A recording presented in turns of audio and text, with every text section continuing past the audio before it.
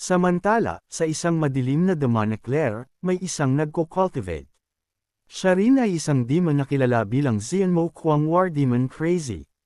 Sa sandaling iyon, isang mas maliit na demon ang lumipad palabas. My lord, kahapon ang 3 generals na pumunta sa Say City naghahanap ng mga pahiwatig ay patay na. Nang marinig ito, nagulat si W. Mo, sumisigaw, hindi maaari. Malinaw kung ginamit ang isang plano upang ilabas ang malakas na demon hunter sa city, kaya paano napatay ng sino man ang lahat ng 3? Ang subordinate demon na pinagpapawisan ay nagkwento, hindi rin alam ng iyong subordinate. Ang intelligence ay nagulat na isang misteryosong binata ang gumawa nito. Nang marinig ito, matigas na sumagot si Kuang Mo, hindi ako naniniwala na may ganoong kalakas na binata. Kailangan nating mabilis na hanapin ang human thief na nagtatago sa Say City.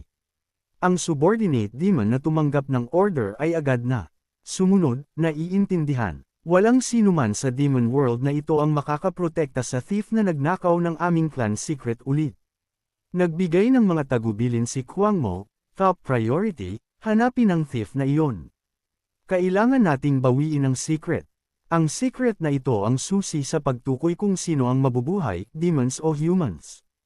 Ang subordinate na nakarinig nito ay malakas na nagpahayag ng kanyang pagpapasya, naiintindihan. Sa sandaling ito, sa loob ng sect sa Council Hall, may paghilik. Si Piang ay nakahandusay sa isang silya, tulog, at may laway na nakabitin sa kanyang bibig. Bigla, may tumama sa kanyang mukha habang siya ay nagulantang na tumingin sa harap. Nagtaka siya, ano ito? Nang lumino ang paningin, isang ibon, naisip niya. Ang mga mata ng Death God Bird Butler ay nagliliyab sa galit, gising ka na sa wakas. Pagkatapos noon, lumaki ang mga mata ni Yipiang at tuluyan siyang nagising. Umupo siya, hinimas ang kanyang ulo, puno ng mga tanong, bakit ako natutulog dito? Iniwan ba ako ng batang iyon na si Ling Ruo Shou dito? Sumagot ang Bird Butler, hindi ba ikaw ang sobrang uminom, umiiyak at humihingi ng trabaho? Tumatakbo sa lugar na ito at niyakap ang paa ng silyang ito, imposible mong mahatak palayo. Nang marinig ang kwento, sinabi ni Yipiang nang hindi makapaniwala, bigla akong naging ganoon kasigasig sa pagtatrabaho. Pagkatapos ay sumigaw ang Bird Butler, ay oo.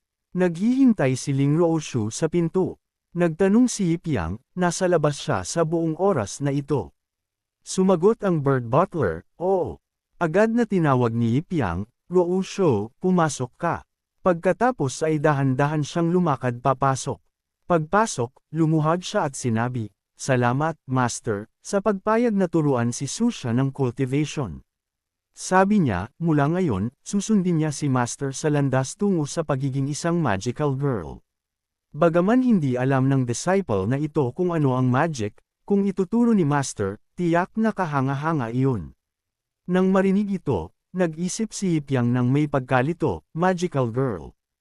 Ano ang sinabi ko? Pagkatapos na malasing si Lit Susha, nagpatuloy si Ling Ru na nakayuko ang ulo. Si Susha, dahil sa kanyang espesyal na constitution, laging gustong sumuko sa cultivation at sumali sa mundong mundane upang kumita ng kabuhayan. Kahit ako, bilang kanyang senior sister, ay walang magawa. Sinasabi ito, yumuko siya ng malalim, humihinga. Napakabuti na nakilala ko si Master. Iniabot ni Yipiang upang tulungan siyang bumangon, tumayo ka. Pagkatapos ay bahagya siyang kumaway, nagpapaalala, Ling Rusu, ang pagiging senior sister ay hindi nangangahulugang pagiging isang ina. Masyado kang nag-aalala minsan, kailangan mong matuto na mag-relax ng kaunti. Magiging mas madali ang buhay. Si Ling Ruso, nang marinig ang kanyang mga tagubilin, kinakuyom ang kanyang kamao at sumagot, salamat sa iyong mga turo, Master. May isa pa akong kailangang iulat. Ang mga salitang ito ang nagpatunghay sa kanya ng may pagtataka. Buong solemnidad na inihayag ni Ling Ruoshu ang kanyang mga arrangement sa kanyang master. Susunod, kailangan kong pumasok sa secluded cultivation upang simulan ang pag-atake sa spirit realm. Kaya humingi ako ng pahintulot kay Master na kumuha ng leave of absence sa loob ng isang panahon. Narinig ito ni Yipiang at sumagot, ang spirit realm. Ang realm division ng mundong ito ay tila nagsasabi na, Nagsimula siyang bamulong, Martial Realm, Spirit Realm, Soul Realm, Void Realm, Secret Realm King. Ano ang susunod doon? Nakalimutan ko na naman. Anyway, napakabata mo pa at inaatake mo na ang Spirit Realm. Tunay kang isang genius. Ibinaba ni Ling Ruoshu ang kanyang ulo, naiulat na ang lahat ng mahahalagang bagay. Naayos ko na ang lahat ng affairs ng sect. Kung mayroon mang mga task si Master, kaya itong hawakan. Ng second seas, pakiusap, hayaan akong pumasok sa seclusion. Ayos lang lahat dito, syempre. Hindi tatanggi si Yip Yang, walang problema. Maganda ang tunog, ngunit bigyang pansin pa rin ang iyong sarili. Kung tungkol sa mga bagay ng sect o cultivation, huwag mong pilitin ang sarili ng sobra. Pagkatapos ay idinagdag niya, mayroon ka pa bang gustong sabihin sa teacher na ito? Kinakuyong ni Ling Russo ang kanyang mga kamao at sumagot, salamat sa iyong pag-aalala, Master. Iyon lang, ngunit pagkatapos ay sumulyap siya sa gilid, namumula habang nagkumpisal, ang pag-iisip na pumasok sa seclusion ng ilang sandali at hindi makikita si Master ay medyo kakaiba. Mabilis niyang napagtanto ang kanyang pagkakamali, puwat ang sinasabi ko. Nauutol siya, ang disciple na ito ay aalis na ngayon. Pinanood ang umaatres na figure ni Ling Ruoshu, mahina na hamyuni si Yip Yang bilang pagkilala. Paglabas sa malinaw na kalangitan, nagtanong siya sa sarili, anong nangyayari? Ang buhay na ito na pinagpasyahan kong ilaan sa espada. Hindi ako maaaring mag-alinlangan ng ganito kadali. Tamang-tama, lumapit si Uyang Lil at tinawag, Senior Sister. Nagtanong siya ng isang tanong na tumama sa puso ni Ling Russo, hindi ka nag-aalinlangan ba patungo kay Master at palayo sa espada? Umiikot siya ng namumula ang mukha at bumulyaw, syempre hindi.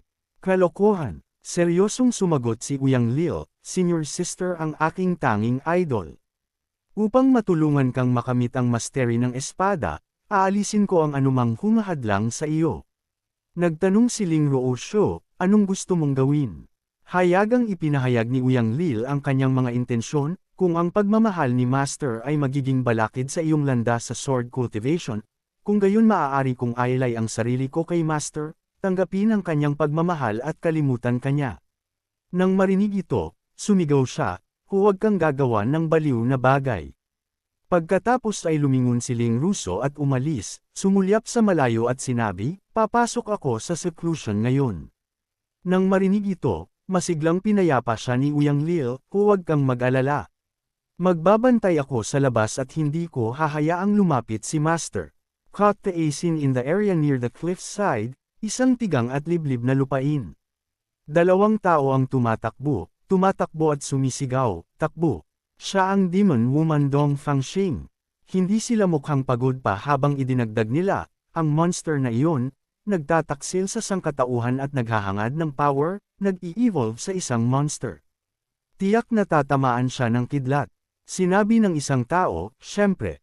Ang isa naman ay sumagot, siya ngayon ay isa sa 3 great heavenly demons at nabaliw na, pinapatay pareho ang mga tao at demons. Nakakatakot. Tamang-tama, lumitaw si Dong Fangxing na may mga tainga ng kuneho sa kanyang ulo. Ang kanyang paglitaw ay sinamahan ng isang nakakabaliw na tawa na nagpatindig sa balahibo ng dalawa. Dong Fangxing, huwag kang lumapit pa. Nanatiling walang pagbabago ang mukha ni Dong Fangxing habang pinapanood silang sumigaw at magmakaawa, spare me. Sa sandaling matapos silang magsalita, iwinagayway niya ang kanyang kamay at pinatay sila. Pagkatapos tapusin ang trabaho, itinaas pa niya ang kanyang kamay at dinilaan ng dugo. Pagkatapos ay sinabi, kapag kumilos ako, si Dong Fangxing, kung ang kalaban ay tao o demon, wala akong iiwan na buhay. Walang exception. Pagkatapos ay umungol siya ng malakas na parang baliw, sinamahan ng isang baliw ng ngiti, ang mga tanga na nilalang ay dapat na mawala sa mundong ito magpakailanman. Pagkatapos na kumalma ang lugar na ito, ngumiti siya ng palakaibigan, speaking of which, matagal na rin simula nang bumalik ako sa Limitless Sect. Medyo nami-miss ko si sect leader Shi, junior brother at ang matandang fart na iyon, tumutukoy sa isang senior. Pagkatapos ay umalis siya na may layunin na makita siya ulit. Ang eksena ay mabilis na bumalik sa Limitless Sect. Mayroong 2 bato na itinapon sa labas. Si Bife ay bumubulong, Nan, huminto sa bahay. Dam Yipiang ay mabaho, habang si Beef ay may hawak na bato na handa ng ihagis, isang malakas na tawa ang umalangaw-ngaw. Lumitaw si Dong Fanxing sa sandaling ito, nakakrus ang mga braso at nagtanong, Little Fox ay hindi pa nakakatakas. Walang pakialam na sumagot si Bai Fei, wala kang pakialam. Kumakain ako ng mabuti sa Limitless Sect. Ayaw kong umalis. Nang marinig ito, mahiyain na nagsimulang maglaro ng mga trick si Dong Fanxing, kaya ikaw pala ang ayaw umalis. Akala ko ay papalayain na kita. Tila agad na nagbago ang saloobin ni Ba, talaga. Ngunit napakabilis niyang nagbago ng isip at idinagdag, sabi ni Baba na ipinagtaksil niya ang Limitless Sect sa paghahangad ng lakas at isinuko ang kanyang human status at hindi siya dapat umalis. Hindi ako nahuhulog sa bitag na iyan. Si Dong Fanxing, na nakatayo sa labas ng prison cell, ay patuloy na tinukso siya, Little Fox, huwag kang magpadalos-dalos. Pakinggan mo muna ang alok ko. Mangako ka lang sa akin ng 1 taon. Naisip niya ang lupaing iyon na may napakalaking ambisyon, tulungan mo akong akitin ng White Emperor. Ang geyser na iyon sa malayo sa hilaga at ilagay ang bansang iyon sa ilalim ng aking kontrol at hahayaan kitang umalis ngayon. Tinalikuran siya ni Bai Fei, hindi man lang natukso, tumanggi ako. Hindi ko gusto ang ganitong uri ng bagay. Sabi ni Baba Dong Fanxing, hindi ka ba laging gustong tumakas at maghayganti? Mananatili ka rito magpakailanman. Paano ka maghihiganti? Nang marinig ang tungkol sa paghihiganti, bahagyang nag-alinlangan si Ba, iniisip ang kanyang mga kaaway. Nagpatuloy si Dong Fanxing, kaya mong baligtarin ang buong dynasty, magdulot ng kaguluhan sa buong lupain, ngunit hindi mo pa rin malalampasan ang iyong mga kaaway. Paano ito? Kung kumpletuhin mo ang misyon at tulungan mo ako, susuportahan kita ng buo sa paghihiganti. Paano iyon? Patuloy na tinukso si Bai Fei, seryoso. Ang boses ni Yipiang ay umalangaw-ngaw, nagulantang si Bai F. Dong Fanxing, ikaw na taksil ng Wuji Sect. Sino ang nagpahintulot sa iyo na bumalik? At ang Little Fox, sinundan ito ng buong katahimikan mula sa dalawang babae habang tinitingnan nila si Yipiang na may madilim at galit na mukha. Medyo nagulat ang Demon Woman, ngunit mabilis siyang nakabalik sa sarili. Lumapit sa kanya at matamis na sinabi, Sect Master Shi. Sa wakas ay nagkita tayo sa pangalawang pagkakataon. Sa totoo lang, sobrang namimiss kita kaya hindi ko mapigilan ang sumilip pabalik. Iniabot ni Yip at itinulak siya ng malakas sa dingding, sinabi, tigil na sa kalokohan. Sinabi ko na sa iyo dati, kung kusang loob kang humakbang ng kalahating paa sa Wuji, ikukulong kita sa Demon Confined Asment Hall na ito magpakailanman. Sumagot si Dong Fanxing na parang nababalutan ng pink love aura, ayos lang din iyon. Kung gayon, may dahilan ako para manatili sa tabi ni Day magpakailanman. Pagkatapos ay mabilis siyang kumapit sa kanya at nagnguso, alam mo rin na naglagay ng sumpa sa akin ang matandang geyser. Kaya ko lang itong alisin sa pamamagitan ng pagpapakasal sa bagong sect master. Kaya ibig sabihin, tayo ay magsasama ng mas maaga o huli. Bakit hindi na lang natin gawin ngayon? Umiwas si Yipiang sa takot at sumigaw, huwag kang magsalita ng walang saysay dito.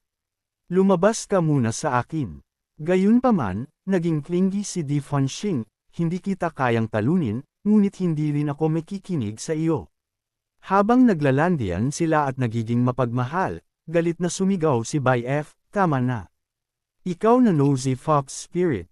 Lumayo ka sa kanya. Si Yipiang ay nalito at nahihiya, at labis na nagalit. Pagkatapos ay sumigaw siya, Tara na. Dadalhin kita palabas. Matamis na umungol si Dong Fanxing, hindi. Hayaan mo ako. Galit na sumigaw si Yipiang, manahimik ka. Nang makita si Yipiang at Dong Fanxing na umalis, sumigaw si Ba pagkatapos nila, Yip.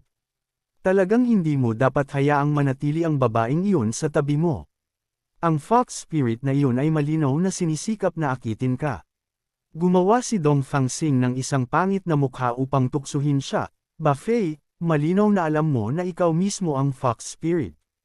Hindi na nag-abalang sumagot si Ba Fei at galit na tumalikod.